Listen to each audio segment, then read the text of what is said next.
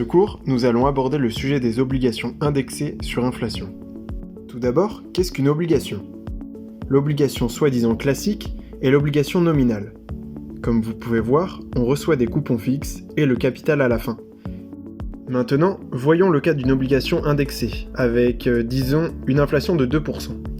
Les coupons sont ici liés à l'évolution de l'inflation et augmentent chaque année. Mais ils restent toujours inférieurs à ceux d'une obligation nominale. Le rendement des coupons est donc moins élevé. Ce faible rendement va être compensé par le capital lui aussi indexé sur l'inflation. Bien que ces deux obligations fonctionnent différemment, les rendements doivent être théoriquement équivalents. Dans le cas contraire, personne n'investirait dans une obligation indexée. De plus, elle permet à l'investisseur de protéger son épargne en cas de déflation. D'accord, mais comment définissons-nous ce taux d'inflation ? Très bonne question. L'inflation est définie grâce à un indice. Il existe en réalité plusieurs indices à travers le monde.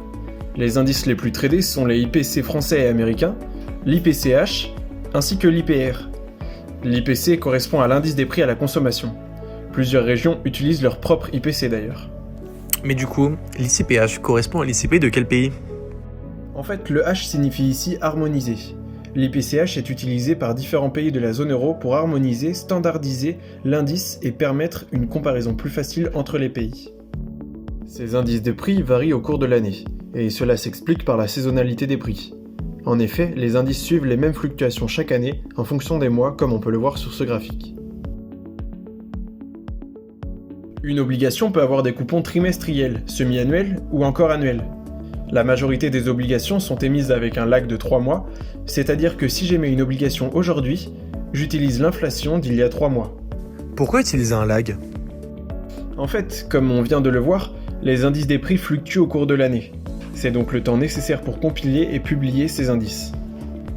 À présent, je vais t'expliquer la cotation d'une obligation et plus précisément la différence entre ses valeurs nominales et réelles.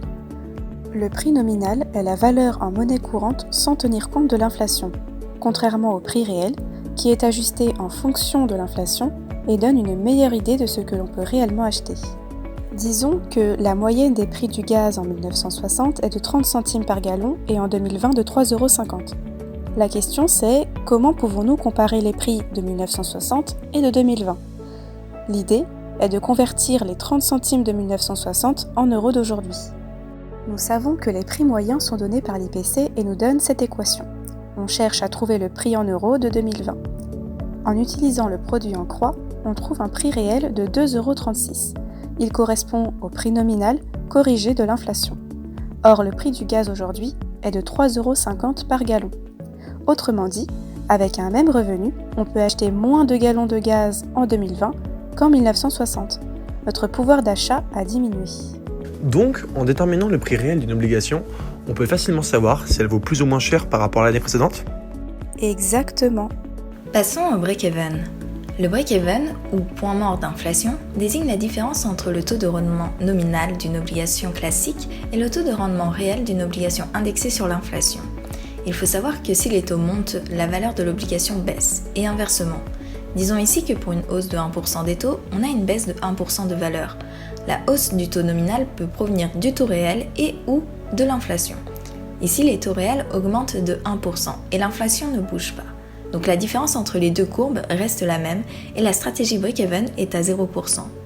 Maintenant, l'inflation augmente de 1%. Donc l'obligation nominale perd 1% de sa valeur, alors que l'obligation indexée reste à 0. La différence augmente de 1%. Enfin, les taux réels et l'inflation augmentent de 0,5%. Donc on a un écart de plus 0,5%. Mais que se passe-t-il sur le rendement d'une obligation indexée si sur une année il y a beaucoup de déflation ?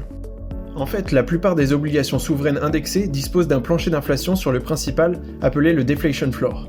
Il permet à l'investisseur d'avoir une garantie sur le principal. Par exemple, scénario A. Le coefficient d'indexation est inférieur à 1. La valeur réelle du principal tombe en dessous de sa valeur nominale. Scénario B. Le coefficient d'indexation à l'échéance est supérieur à 1. Tout va bien. Le principal et les intérêts seront payés sur la base du principal ajusté à l'inflation. Enfin, le scénario C, si le coefficient d'indexation à l'échéance est inférieur à 1, le principal sera remboursé à sa valeur nominale et c'est ici que le plancher de déflation fait effet. Vous êtes maintenant capable de lire ce type de tableau. Si on prend l'exemple des obligations italiennes, elles sont indexées sur le IPCH, ont un lag de 3 mois, un deflation floor sur le principal, coté sur le prix réel et des coupons semi-annuels. Quels éléments pouvez-vous retrouver sur cet écran Bloomberg ? On peut voir que cette obligation est émise par l'État français, que ses coupons sont annuels. Le FRCP sans tabac désigne qu'elle est indexée sur l'ICP française. Et enfin, son taux réel en haut.